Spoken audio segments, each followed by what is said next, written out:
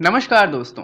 विद्युत धारा के चुंबकीय प्रभाव का जो चैप्टर हम पढ़ रहे हैं, आज हम इसका चौथा भाग करने वाले हैं।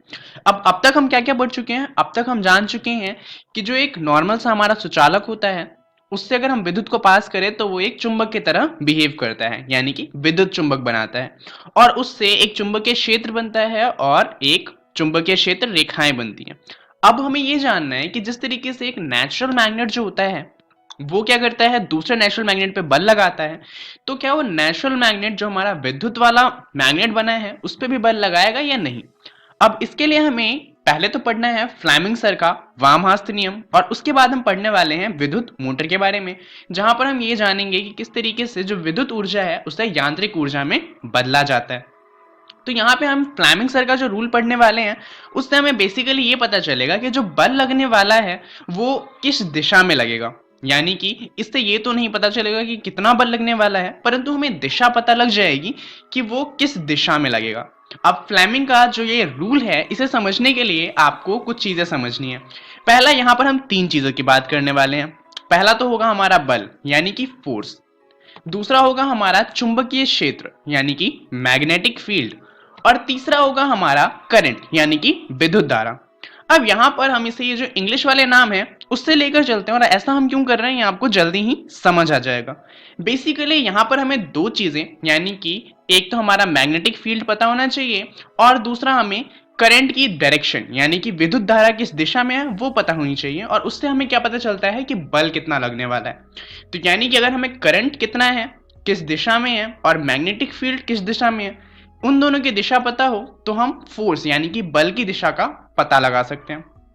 अब जैसा कि आपको कहा गया कि यहां पर हम इंग्लिश वाले नाम यूज करेंगे, यानी कि विद्युत के लिए करंट का, मैग्नेटिक फील्ड यानी चुंबकीय क्षेत्र, और बल के लिए हम फोर्स का इस्तेमाल करने वाले हैं। इसका रीजन ये है कि यहां पर आपको जो हमारी तीन उंगलियां होती हैं उनको ये तीन नाम देने होते हैं, और अगर हम इंग्लिश में नाम लिखें तो उसको समझना और याद रखना थोड़ा इजी होता है। चलिए समझते हैं ऐसा कैसे। अभी फिलहाल के लिए इसे रखते हैं हम साइड में, और जैसा कि हम नाम से देख सकते हैं एक वाम हस्त लेके आते हैं। तो यहां पर हम क्या करेंगे, जो हमारा फैमिली में सबसे बड़ा होता है वो कौन होता है, हमारा फादर। तो हम थंब को बोलेंगे फादर। उसके बाद हमारे हाथ में दूसरी उंगली कौन सी होती है, हमारा इंडेक्स फिंगर। तो हमारे घर में फादर से छोटा कौन होता है, हमारी मम्मी यानी कि मदर। उसके बाद हमारी तीसरी उंगली आती है हमारा मिडिल फिंगर यानी कि मध्यम उंगली, और हमारे घर में मदर के बाद कौन होता है, हम यानी कि चाइल्ड। तो हम थंब को नाम देंगे फादर का, इंडेक्स फिंगर को नाम देंगे मदर का, और मिडिल फिंगर को नाम देंगे चाइल्ड का यानी कि बच्चे का। अब आप ये तो याद रख सकते हैं। अब यही रीजन था कि हमने इंग्लिश वाला नाम लिया, क्योंकि फादर को फोर्स से रिप्रेजेंट किया जा सकता है, मदर को मैग्नेटिक फील्ड से, और चाइल्ड को करंट से, मतलब कि तीनों के इनिशियल ले लिए। तो इससे अब आपको याद रखने में इजी होगा कि जो हमारा अंगूठा होता है वो बल को दर्शाता है, जो हमारा इंडेक्स फिंगर होता है यानी कि तर्जनी उंगली वो मदर यानी कि मैग्नेटिक फील्ड और हिंदी में बोले तो चुंबकीय क्षेत्र को दर्शाता है, और जो हमारा मिडिल फिंगर है यानी कि चाइल्ड वो करंट यानी कि विद्युत धारा की डायरेक्शन को दर्शाता है। अब आपको ये तीन चीजें तो पता चल गई कि कौन सी उंगली किस चीज को दर्शाती है। होपफुली आपको ये याद भी रहेगा। अब आपको करना क्या है, इन तीनों को आपस में 90 डिग्री के कोण पे रखना है।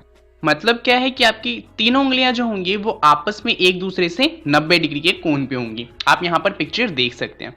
तो अगर आप ऐसा करते हैं तो यहाँ पे आपको करना क्या है, आपकी जो तर्जनी उंगली यानी कि इंडेक्स फिंगर है उसको उस दिशा में रखना है जिस दिशा में मैग्नेटिक फील्ड है। उसके बाद आपको क्या करना है, अपनी मिडल फिंगर को उस दिशा में घुमाना है जिस तरफ करंट की दिशा है। तो उससे क्या होगा, आपका अंगूठा किसी दिशा में अब पॉइंट कर रहा होगा, वो जिस दिशा में पॉइंट करेगा उस दिशा में बल लगने वाला है। तो फ्लेमिंग सर का वामहस्त नियम यही है कि अगर आप तर्जनी उंगली और जो हमारी मध्यम उंगली है उनको चुंबकीय क्षेत्र और विद्युत धारा की डायरेक्शन में रखेंगे तो जो आपका अंगूठा है वो जिस दिशा में दिखाएगा उस दिशा में बल लगने वाला है। चलिए इसके ऊपर एक सवाल देख लेते हैं जिससे ये हमें अच्छे से समझ में आ जाए। अब यहाँ पे क्या है, इस तरफ रखा है हमारा नॉर्थ पोल और दूसरी तरफ हमारा रखा हुआ है साउथ यानी कि दक्षिण मुखी ध्रुव। अब यहाँ पे ऐसा तो पॉसिबल है नहीं कि किसी एक मैग्नेट में सिर्फ एक ध्रुव हो, तो यहाँ पे दरअसल दो अलग अलग मैग्नेट हैं जिनका आधा आधा भाग दिखाया गया है।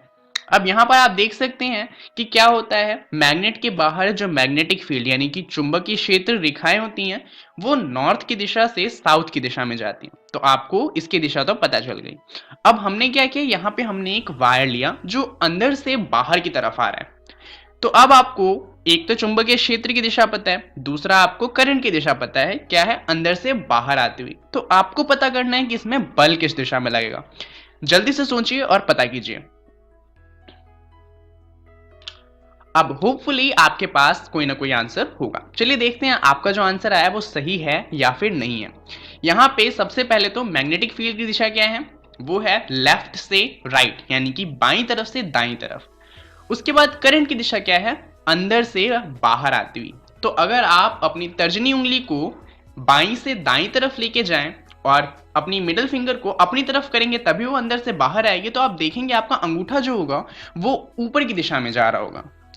इसका मतलब क्या है, इस वायर पे जो बल लगेगा वो ऊपर की तरफ लगेगा। चलिए एक और सवाल देखते हैं। यहाँ पे हमने क्या किया, अब जो हमारा करंट था उसकी दिशा बदल दी। अब वो जो वायर है उसमें बाहर से अंदर की तरफ करंट जा रहा है। तो चलिए जल्दी से बताइए कि ये वाला जो है इसके ऊपर बल किस दिशा में लगेगा। अगर आपका उत्तर है नीचे की दिशा में तो आपका उत्तर सही है, और अगर आप तुक्का लगा रहे हैं तो ये गलत बात है। चलिए देखते हैं कि ये किस तरीके से आया। यहाँ पे मैग्नेटिक फील्ड जो है यानी कि चुंबकीय क्षेत्र, उसकी दिशा तो अभी भी बाएं से दाएं की तरफ ही है। बदला क्या है, यहाँ पे करंट की दिशा बदली है।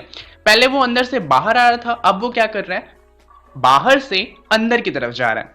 तो आप तर्जनी उंगली और अपनी मध्यम उंगली को अगर इस दिशा में रखेंगे तो आप पाएंगे कि तर्जनी उंगली जाएगी बाएं से दाएं की तरफ, और जो आपका मिडिल फिंगर होगा वो क्या करेगा, आपकी तरफ से दूर जा रहा होगा।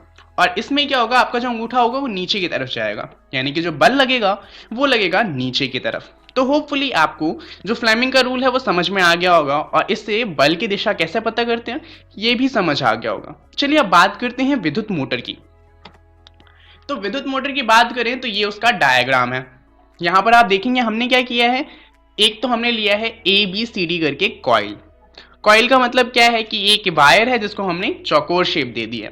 अब यहाँ पे जो BC कॉइल है और AD कॉइल है वो क्या है, चुंबकीय क्षेत्र के पैरेलल है, तो उनके ऊपर बल नहीं लगने वाला। यहाँ पर सिर्फ बल लगेगा AB के ऊपर और CD के ऊपर। तो जल्दी से बताइए कि यहाँ पर जो AB है उसमें किस तरफ बल लगेगा। यहाँ पे करंट क्या है, A से B की तरफ जा रहा है, यानी कि करंट अंदर की तरफ जा रहा है। और साथ में पता कीजिए कि CD के ऊपर किस तरफ बल लगेगा। अगर आप पता कर चुके हैं तो आप एक बात नोटिस करेंगे कि CD के ऊपर जो बल लगेगा वो लगेगा ऊपर की तरफ, और जो हमारा AB है उसके ऊपर बल लगेगा नीचे की तरफ। तो जैसा कि आप देख सकते हैं, अगर CD ऊपर जाने लगता है और जो हमारा AB है वो नीचे जाने लगता है तो क्या होगा, ये पूरी की पूरी कॉइल रोटेट हो जाएगी। तो यहाँ पे क्या होगा, रोटेशन जैसे ही होगा वैसे ही अब क्या होगा कि ये जो विभक्त वलय लगे हुए हैं उनकी वजह से और ब्रश की वजह से क्या होगा, इनके अंदर करंट जो जिस दिशा में जा रहा है वो बदल जाएगा। तो अब जैसे ही ये घूम जाएंगे तब AB के अंदर क्या होगा, करंट अंदर से बाहर की तरफ आने लगेगा, और CD में क्या होगा, करंट बाहर से अंदर की तरफ जाने लगेगा। तो अब क्या होगा, जो ये कॉइल है वो आधी घूम चुकी थी, आधी और घूम जाएगी। और ऐसा बार बार होने से क्या होगा, एक सर्कुलर मोशन बनेगा जहां पे जो कॉइल होगी वो घूमती ही रहेगी, घूमती ही रहेगी, हमेशा घूमती रहेगी। तो इससे क्या होगा, हमारा मोटर बन जाएगा। मोटर में भी तो यही होता है कि जो बीच वाली कॉइल होती है वो कॉन्टिन्यूसली घूमती रहती है। तो होपफुली आपको समझ में आ गया होगा। यहाँ पे हो क्या रहा है, हमने विद्युत ऊर्जा को कन्वर्ट किस में किया है, यांत्रिक ऊर्जा में, क्योंकि यहाँ पर एक मैकेनिकल मोशन हो रहा है। तो चलिए इस वीडियो को यहीं पे खत्म करते हैं। देखते हैं इस वीडियो में हमने क्या क्या जान लिया। इस वीडियो में हमने जाना है एक तो फ्लेमिंग सर का वामहस्त नियम, और दूसरा हमने जाना है विद्युत मोटर।